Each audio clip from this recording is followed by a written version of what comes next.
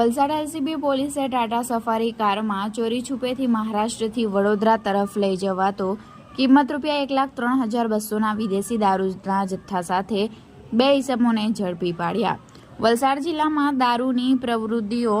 નેસ્ત નાબૂદ કરવા માટે વલસાડ એલસીબી પોલીસની ટીમ પેટ્રોલિંગમાં હતી, જે દરમિયાન મળેલી બાતમીના આધારે પાડી 4 રસ્તા ઓવરબ્રિજ ઉતરતા છેડે નેશનલ હાઈવે નંબર 48 મુંબઈથી સુરત જતા રોડ ઉપર એક સફેદ કલરની ટાટા સફારી આવતા તેને ઊભી રાખી હતી,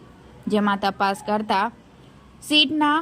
ભાગે 384 નંગ વિદેશી દારૂ, જેની કિંમત 1,03,200, કારની કિંમત 5 લાખ, 3 મોબાઈલ ફોન જેની કિંમત 20,000 મળી કુલ 6,23,200 રૂપિયાનો મુદ્દામાલ કબજે લઈ